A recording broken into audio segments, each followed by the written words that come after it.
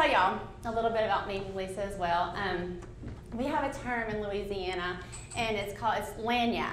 Has anybody heard of the word lagniappe here? That's kind of like, yeah. So lagniappe means like an unexpected gift. It's like a bonus. It's like whenever you order your meal and they say, oh, dessert comes with that. That's lagniappe. So it's just like a little unexpected gift that we talk about in Louisiana. And so we were privileged to get invited to the White House Correspondents' Dinner. That was probably like 2013, I'm thinking. And Willie and I were so excited. My mom was like, I'm so glad I taught you table manners. You're going to be eating with the president. Okay, so she was so nervous for me and excited. And we were really excited about going. And I had told my mom, Willie overheard me saying that we were going to get to meet the president. And Willie was like, Korie, we're not meeting the president. Like, there's like 3,000 people at this dinner. And I envisioned this like giant meet and greet line, and he was gonna like shake all our hands, you know, we're gonna meet President Obama. He's like, no, we're not gonna meet the president, you know, this is a huge thing, there's a lot of people there. And so, you know, don't expect that. So I'm like, okay. Well, that day we had gotten ready, you know, and Willie was like, I'm not wearing a tux. So I ordered him a black suit that was like, you know, closest thing to a tux, but not a tux. It was a black suit, but he didn't try it on before. We got to do you remember this? Yes. The pants, the button was about to right here. That's how it was closed. So Willie wore black jeans to the White House Correspondents' Dinner and a bandana. So he's probably the only person to go to the dinner with jeans and a bandana. But Willie, you know, with the beard, he can do anything, so it was okay, I think. But so we get there, and we do the whole red carpet, and we walk through, and this little guy with a suit and an earpiece came up and said, Miss Robertson, the president would like to meet you. I looked at Willie, and I was like,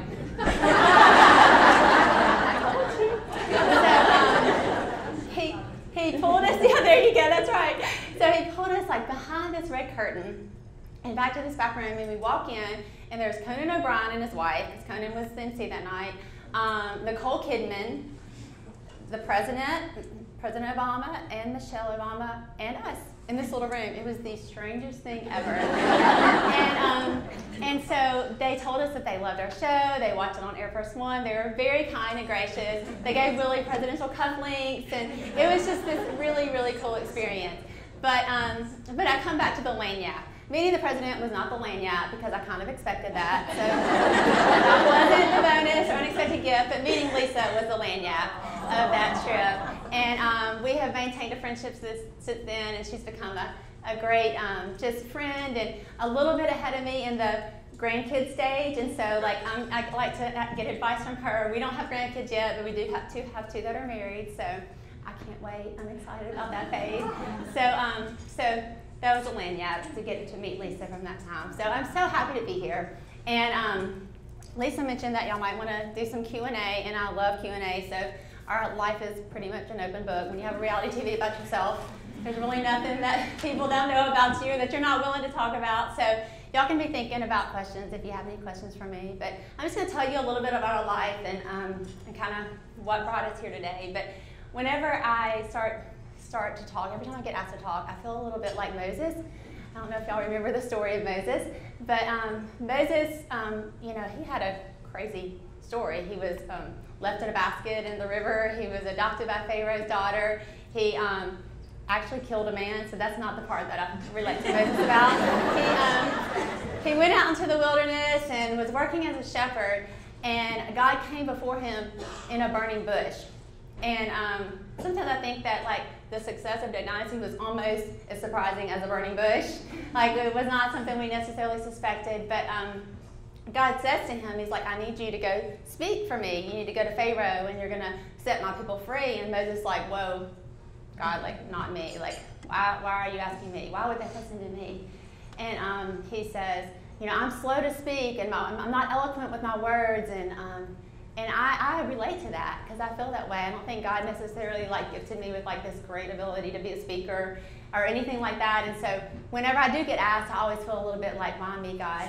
But I love what God did to Moses whenever he said that, and I'm going to read it to you. So Moses said to the Lord, "O Lord, I've never been eloquent, neither in the past nor since you have spoken to your servant. I'm slow of speech and tongue." Oh, one other detail about that. I had a lisp when I was little, and this will help any of you who have kids with lisp, but I had a lisp when I was little, and I hate the word lisp because it's like the worst word for someone who has a lisp to say, but it was, my mom took me to speech therapy, and it didn't work. Like, I just still had it.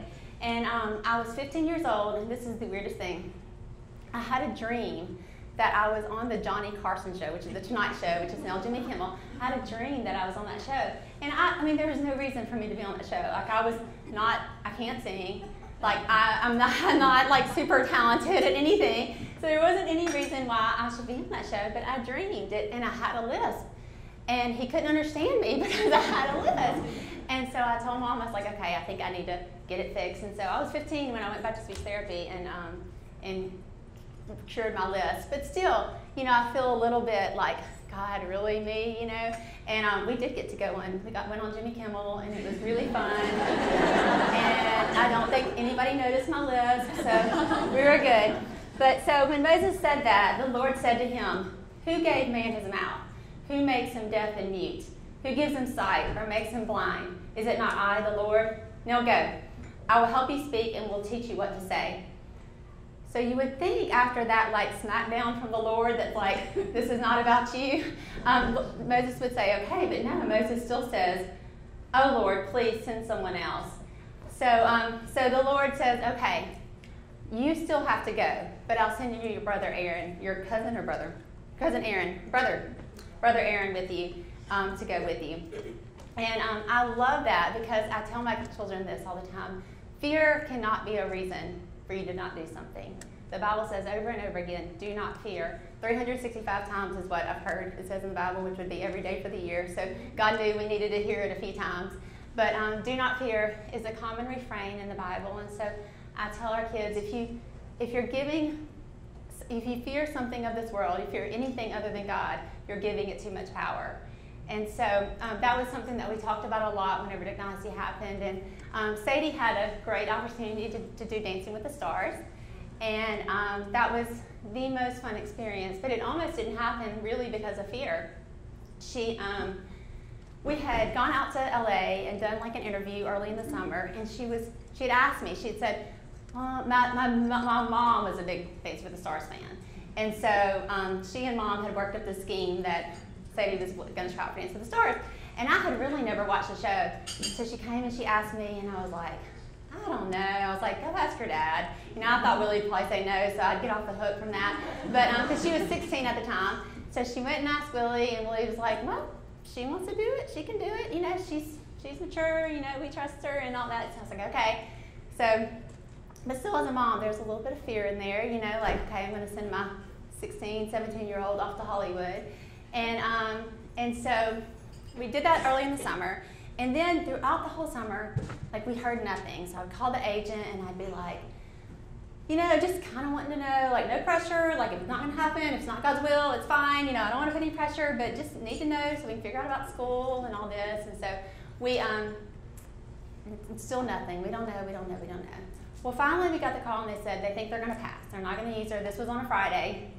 And we were like, that's fine. We prayed about it. We knew that it would be God's will one way or the other, and we're totally fine with that decision. So Friday went by, Saturday went by. Sunday they called and said, actually, we've changed our mind, and we do want her. And the rest of the group has already started practicing, but she'll have to be out there on Tuesday. This is Sunday. And I'm like, oh no, okay. So I tell Sadie, and Sadie's like, I don't want to do it. She all of a sudden just got this, like, fear, like, I don't know. And I was like, as a mom, I'm like, okay, you really want to do this before, but I don't want to pressure you because this is going to be you and you're going to have to do it. So we went through literally, we stayed up till 4 in the morning, like crying and praying and talking through what this might be and whether or not she should do it and trying to just kind of like encourage her and all that. So the next morning, she went with Bella, who was, I think 9 at the time, he's 14 now.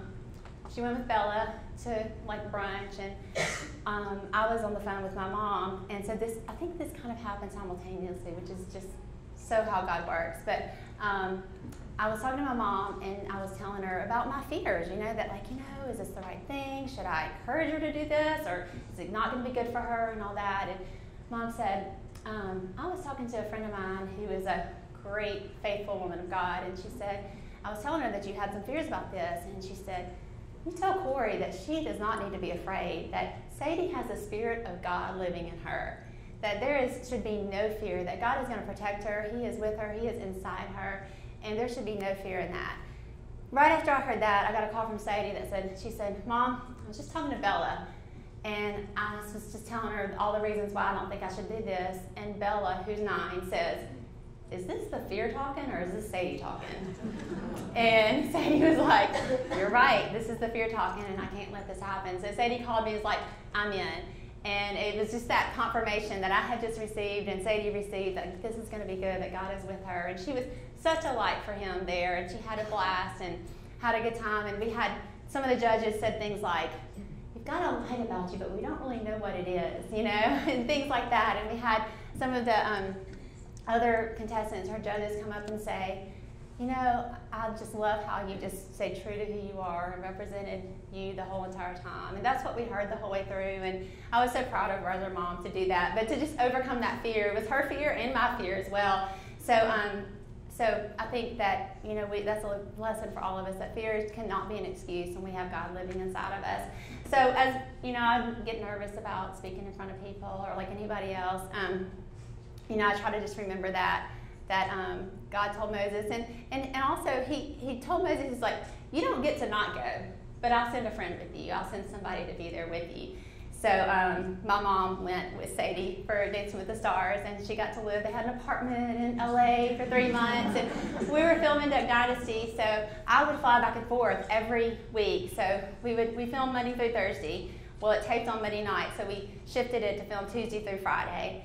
And so I would fly up Friday night or Saturday morning and then do the red eye back home Monday night for about 3 months. But I was a little bit tired, and I wasn't quite sure what time zone I was ever in.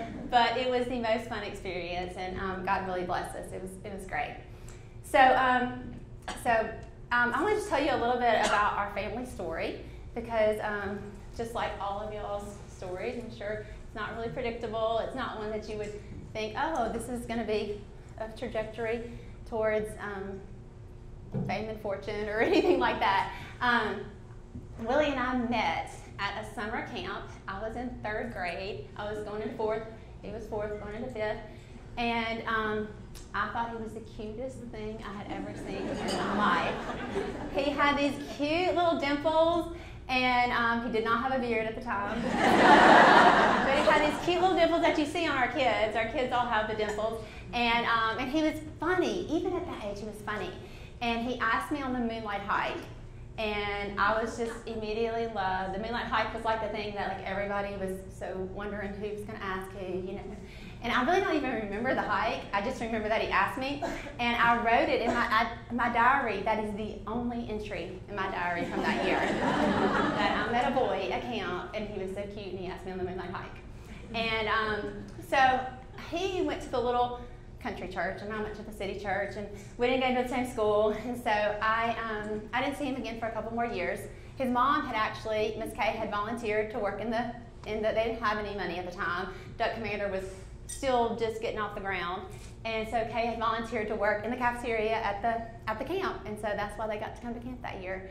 And so I didn't see him again for the next couple of years. And 5th grade, a friend of mine's dad had gotten to be friends with Willie's dad.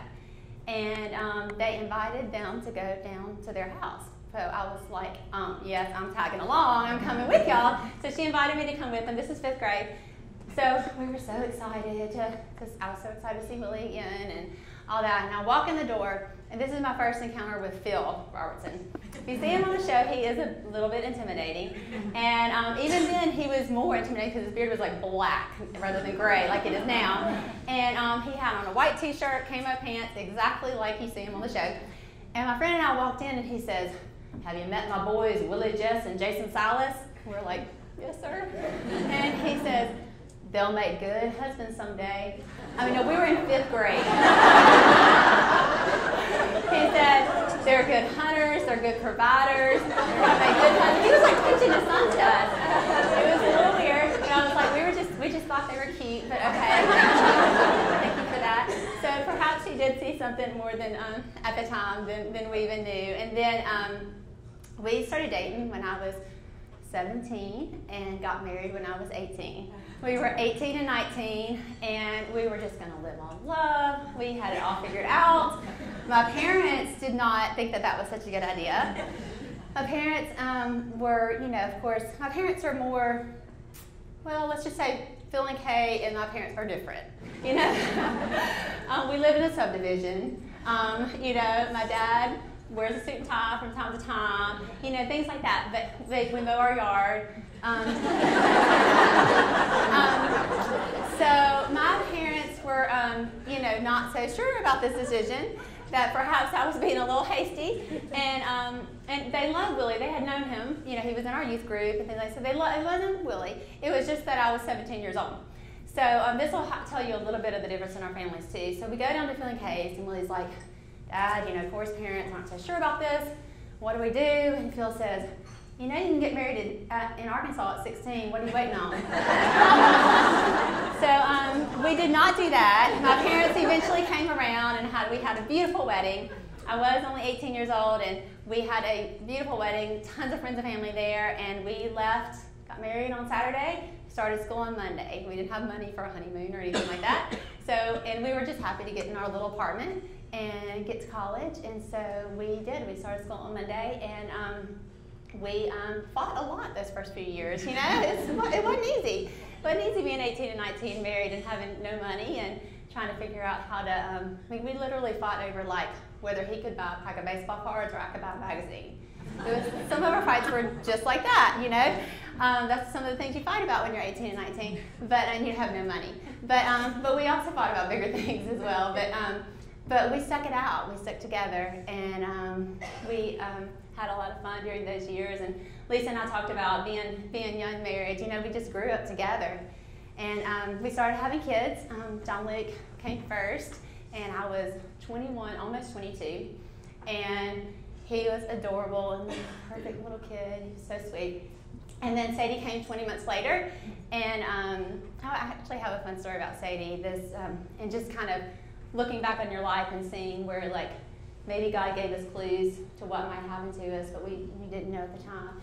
So Sadie was my little firecracker at home. She was always imitating people. We have home videos, and this is the truth.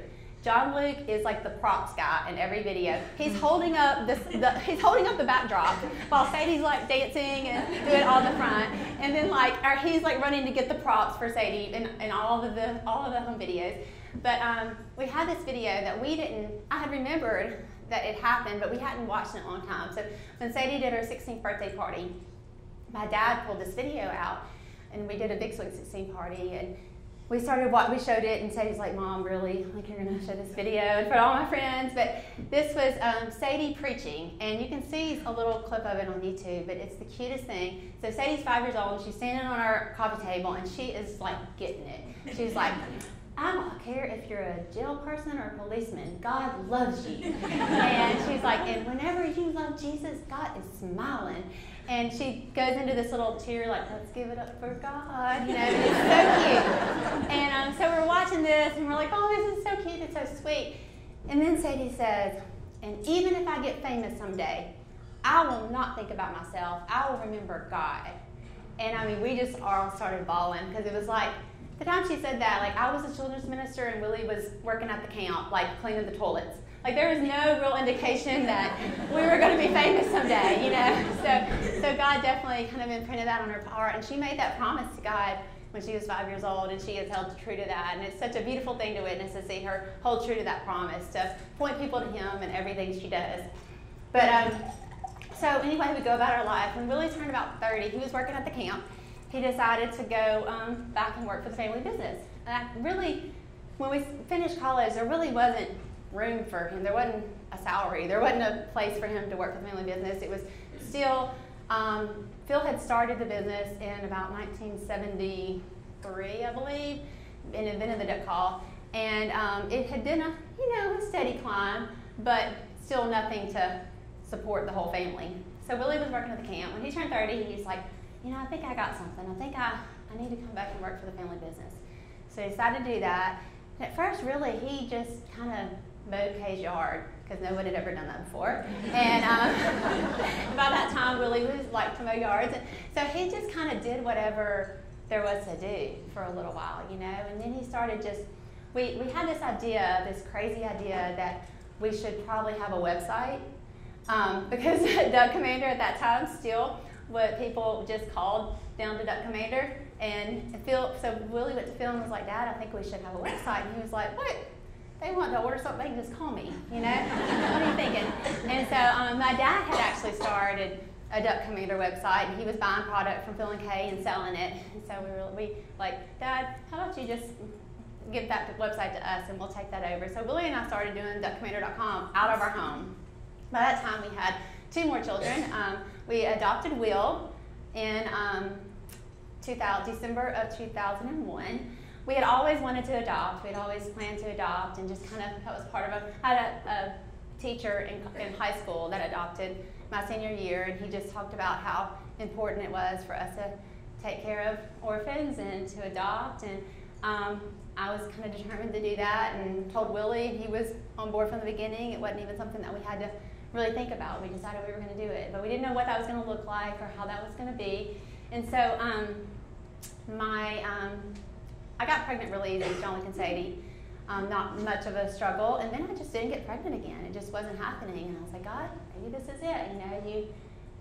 We've always said we were going to adopt, so now maybe the time. And so that just get really loud and weird. Step back a little bit.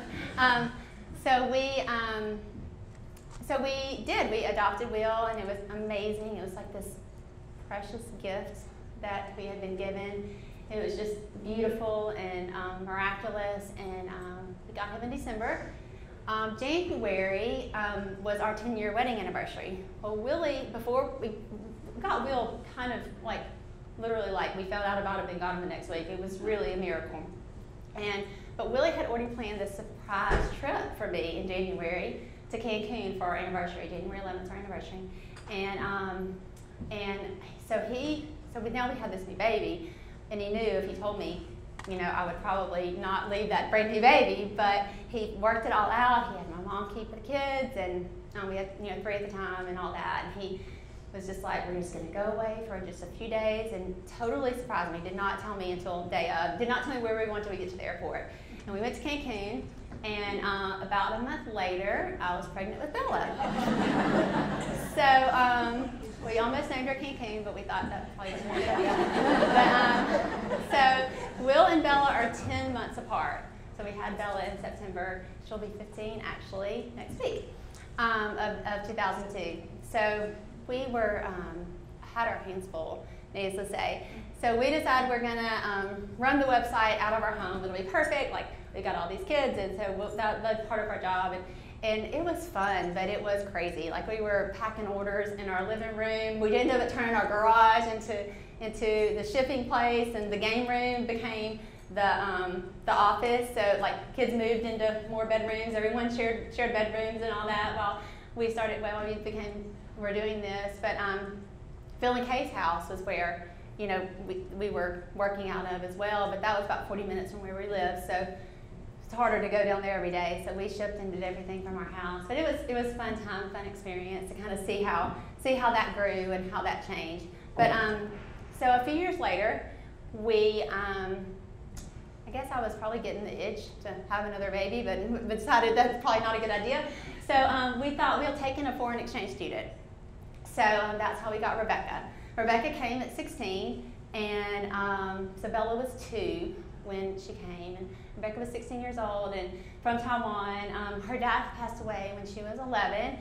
She lived with her mom, and who she still is very close to as well, but who still lives in Taiwan.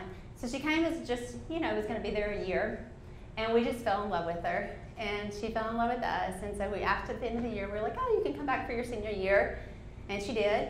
And she never left. She's 28 years old, and she owns a clothing boutique she and I together run a clothing boutique in Monroe called Duck Dynasty, and she's just beautiful and artistic and creative, and she just got married in December. And I wish I had like pictures. I should have done a slideshow to do pictures. But she got married in December, and we had a beautiful wedding. Willie got to walk her down the aisle, and he wore her dad's tie, and her mom was there, so I sat beside her mom, and it was just a beautiful thing. So God has really blessed our family. So fast forward a lot of years. I guess I'll just go through the kids first, and I'll go back to the television show. But fast forward a lot of years. A couple of years ago, I was speaking at an adoption fundraiser, because adoption's always been really important to our family. And this lady came up to me in the meet and greet line, and it was this one of those like hands on my arms. Do you know anyone who'll take a 12-year-old? And we were not planning on taking a 12-year-old. That was not part of our plan. We thought we were pretty much done, but it just was one of those moments that felt like was speaking into my soul. Like, oh no, God, this is probably going to be us. And so I told Willie, and John Luke was getting married that year, that summer, and Willie was like, well, we have an extra bedroom. John Luke's moving out, you know, so why not us, you know? And we were like, you're right. I said, you're right, why not us? We can do this. And so Rowdy came through, and our last name's Rowdy, which Willie was like, perfect, Korie Robertson. Does not get any better than that. I was like, he's either going to be like a bull rider or a wrestler. Like, I'm not sure that name, but it was just perfect. And he's a sweet kid. We didn't know a lot about him or about his story. There's a Mother Teresa quote that I love, and it says, she was talking to this kind of like the theologian who traveled around with her for a while, and whenever he was done, he said he was going to leave, and he said, Mother Teresa, will you pray for me? And she said, what do you want me to pray for you for? And he said, pray that I have clarity. And she says, nope, I won't pray that you have clarity. She said, I've never had clarity. What I have is faith. So I'll pray that you have faith. So we've tried to live by that with Rowdy. You know, we didn't have a lot of clarity about what that might look like or what that might be. But we did have faith. We had faith that God was in control, that he was going to take care of it, and whatever it is, he would provide us. Another quote that I love that she says is, God hasn't called me to be successful. He's called me to be faithful. And, in parenting Rowdy as he came, and in parenting each of our children, ever since I read that quote, I really think about it every day, because I feel like it's so freeing, because as moms, we could put so much burden on ourselves to do it all right, as women, to do it all right, to make sure we're successful in everything that we do, that our children's failures become our failures, the failure of our marriage becomes our failure. And so I just really try to live with that in my parenting and in my life, that, God's not called me to be successful. He just called me to be faithful, to just do that next right thing. And whenever Rowdy first came, it was really hard. He is on the autism spectrum, and he had been diagnosed ADHD, and we didn't know, a lot of that when he came, and I had no experience with that at all. And so I remember telling a friend who had adopted older children and was kind of father-in-law in her journey, and she said, here's what I did whenever I first got ours. She said, I thought, what would a good mother do? And then I just did that, and I just loved that, because it was so good. It was just that next right thing. It's not like I got to figure it all out from down the road. It's just like I just got to think what I need to do next and just do that. And then God's going to take care of it as you go along. So that was something that kind of stuck with me, and with him, and with each of our children. Let's see, what else was I going to tell y'all before we go into the Q&A? Okay. The story, the quote about God hasn't called me to be successful, but he's called me to be faithful.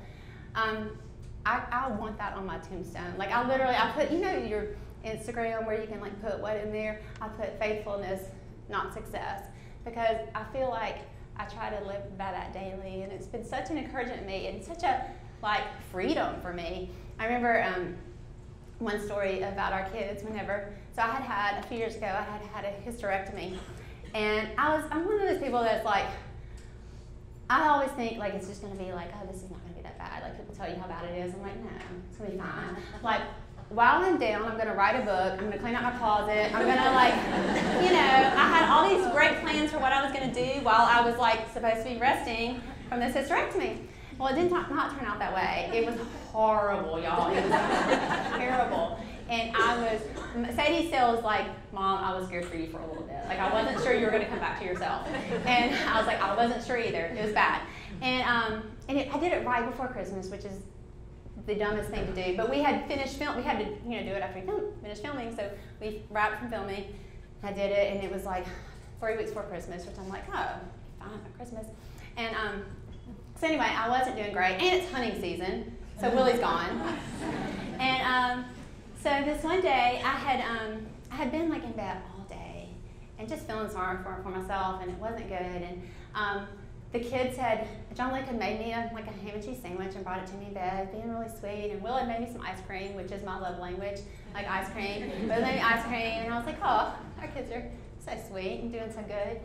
Well, that night they had gone to bed, and Willie was gone, and I got up to go get a water or whatever, and I walk into the living room. And when I tell you our house looked like a frat house, I am not exaggerating. There were chips, there were macaroni and cheese boxes, the deli meat was still on the counter, the ice cream was left out with the top off. I was dying, I was furious. So I sent this text this is not my proudest moment, to our family group text. And we had this family group text that we just send encouraging or funny little things in, But this night, I sent this text and I said, I have raised a bunch of slobs. That's how it started. And then I got a little better. I was I'm proud of you about a lot of things, but this is ridiculous, I was come straight home from church tomorrow and we're going to have a talk, So they came home to church and I was like, how can you not appreciate the deli ham? When other kids in Africa are starving and you left it out, that cost $6 a pound, I was just went off. So then I was talking to Willie about it and lamenting about it, and I was just saying, where have I gone wrong? I thought I taught them better. And even noticed in the first of my text, it said, I have raised a bunch of slobs. I took that blame on myself. And Willie's like, Korie, do not take this blame. They screwed up. They should have cleaned up after themselves. Do not take the blame. But as moms, our kids' failures, our kids' screw-ups are become ours, and we take that success. We're either a success at the moment or a failure at the moment, based on what our children do, or what our husband's doing, or what our friends, or how many friends we have, or who we're communicating with at the moment, or who's not talking to us at the moment. But God's not even asking for that. He's just asking for faithfulness. There's a verse that is just one of my favorite verses of the Bible, and it's Micah 6:8. And I love how it ends, but I also love why it gets there. So it ends with this: He has showed you, O man, what is good, and what does the Lord require of you? To act justly, to love mercy, and to walk humbly with your God. But why he gets there is God talking to his people and his kind of case against Israel about all the things, the ways that when they have left him and they haven't stuck with him, and they have, but then they always come back, and they leave and they come back, and so they were asking the question, with what shall I come before the Lord and bow down before the exalted God? Shall I come before him with burnt offerings, with calves a year old? Will the Lord be pleased with the thousands of rams, with 10,000 rivers of oil? Shall I offer my firstborn for my transgressions, the fruit of my body for the sin of my soul? And then it ends with, nope, he showed you what's good. He showed you what to do. And what does he require of you? Simply to act justly, to love mercy, and to walk humbly with your God. And I just love that. It just exemplifies that. He's not asking for success. He's not looking for success. He's just asking us to just walk humbly before him. So I hope that when you do see the Robertson family, you hear our story, and you watch our show, you don't see the success of oh, this is, this successful family or whatever. And when the show first started, we were the rich rednecks or something like that. I think that's what they thought that it was going to be. But I hope you don't see that. I hope you see the faithfulness. the episode that was kind of the most meaningful for our family, and really was the one that broke all the records. It was the one that got the most viewers of any reality television show. It beat John and Kate plus 8's divorce episode. it beat Jersey Shore's, some Snooki and Jay Wild did something, I don't remember why, but it beat both of those. But why it was so amazing to our family was because it was when Phil and Kay renewed their vows. And if you know much about Phil and Kay's story, she got pregnant in high school at 16. They did not get married till at some point for the justice of the peace. Kay didn't even know her anniversary. Like, we literally had to go to the courthouse and find it to find out their anniversary. They lived through some really tough times. Their first 10 years of marriage was so difficult that most anybody would say, don't stay in this. You need to get out. And Kay did get out for a while. There was a time when Phil was wanted by the law. Phil was alcoholic, adulterer, all of those things that you can imagine. Willie doesn't remember a lot of it because he was 3 whenever Phil turned his life around, but the older sons do. And there was a time when Kay decided that she was going to become a Christian and turn her life around. And she says that she remembers whenever she went up to the church and she got baptized, the minister said, now, this is not going to change your whole life. Your circumstances are not going to change automatically, but you're going to be changed. And she said she held to that.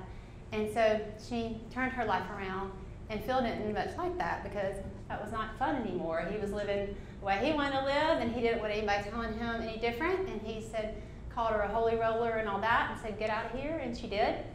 She came to West Monroe, Louisiana, and didn't know that she'd ever see Phil again. That was when Willie was about 2, 3 years old. Didn't know if she'd ever see Phil again. And the kind of just another miraculous thing is she came to work for my family's business. My family owned a chain of discount stores, and she came to work there. And I was a baby. So she was working in the store, and she looked out the window, and Phil was out there in his truck with his head on the steering wheel. And she said she told her friend, she thought he was drunk, and told her friend, like, watch, and if you see anything that looks dangerous, call 911, because she was really fearful for her life. And she walked out to the truck, and Phil was crying, and she said she'd never seen Phil cry before. And he said, I want my family back, I can't live like this any longer. And she said, well, I know where to go. And she took him to the church. And that night he turned his life around. And it still didn't happen automatically. You know, they had rough years after that. But Phil's life was changed miraculously. And, you know, when you say, can people change? I've seen it. People can change. And Phil's life changed miraculously because he gave it to God. He gave it to Jesus. Right after that, he started his duck call business. He's like, okay, this is what I always wanted to do. She's like, all right. So they bought a house, the house that you see on the show, that's down on the river, so they could commercial fish while they got the business off the ground. So that's what the boys did growing up. They commercial fish. Willie has horror stories to me of having to put old rotten cheese in socks and as bait for the fish, and picking up roadkill on the side of the road to feed the crawfish. Apparently crawfish eat roadkill. But and just all these crazy stories about them just surviving those years while they got Duck Commander off the ground, and while Phil turned his life around and became a man that Kay never expected that she would have. She says that he was the devil, but no, he's not. And she said in the vow renewal, in her vows, we didn't know what they were going to say. They both wrote their own. And she said, I loved you when you were mean, and not. And all, she said all this. She said, and I love you when you're nice. And she said, nice is a lot better. And but so when I say that the Robertson story is not one of success, it's one of faithfulness. When we sat there as a family, our kids got to sit there and see them commit to one another again. It was just a beautiful reminder to us that faithfulness, that they just stuck it out through the hard times, faithfulness through their business, the tough times of their business, faithfulness in the tough times of their marriage. And that might not be all of your story. I know that all of our stories are different, and faithfulness looks different in everybody's life, but it's just that humbly walking before the Lord that idea of just doing the next right thing and walking before Him in all that we do. So I think that's about it. Do y'all have any questions? They want to do that?